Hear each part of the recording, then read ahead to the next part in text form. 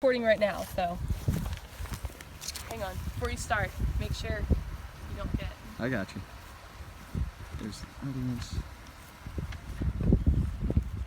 Hey everyone, thanks for coming to watch my speech.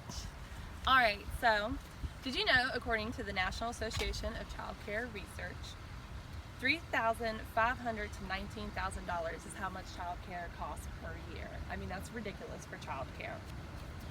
When you become a parent, you're going to have to face the decision whether or not you want to stay at home with your child or not. I feel like I am qualified to speak to you about this because I am a stay-at-home parent. I have been a stay-at-home parent since my child was born.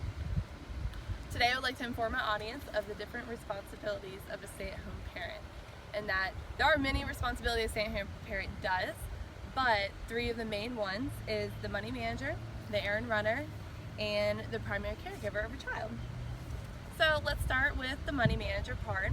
As the money manager, it's already a financially savvy position because you're staying at home, and as I discussed, there are tons of money that you're saving per year by not putting your child in child care.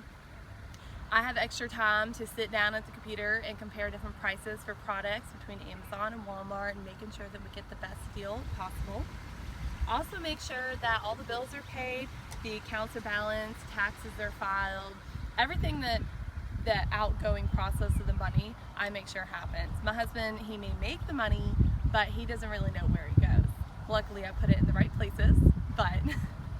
So now that I've talked about money managing, I want to talk about being the errand runner. So according to Parent Magazine, 300,000 people wish that they could stay at home with their family during the day, and that's because it's very important to stay at home with your family. So as taking care of the family, that also includes the errand runner. So being the errand runner, you have to run all the errands outside of the home. That includes doctor's appointments, PTA meetings, swim lessons, groceries, and it sounds pretty simple, and it is, but if you have a fussy toddler, imagine taking that toddler in and out of the car seat a billion times. It could drive anyone crazy, even the most sane person. So now that I've talked a little bit about the errand runner, I'm going to talk about the most important thing, which is being the primary caregiver of your child. So according to Health Central, toddlers have an average of 8 colds per year, and school-age children have an average of 6 colds per year. And colds can last about 2 weeks at a time sometimes. So if you have 2 working parents, you have to think about how many sick days that could average up a year. Sometimes you don't have enough sick days and you have to take an unpaid day, which financially that could hurt. Also, you gotta think about the balanced diet. When you have a kid in childcare, you don't know how many snacks they're getting that's loaded with sugar, and you don't want that. You want a balanced diet for your kid. You want to make sure they're getting enough proteins and healthy fats in their diet, so that's also very important.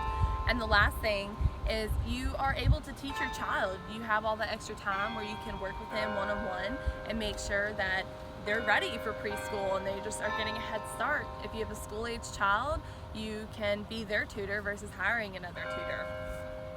So today I explained to my audience that there are 3 very important roles of a stay-at-home parent.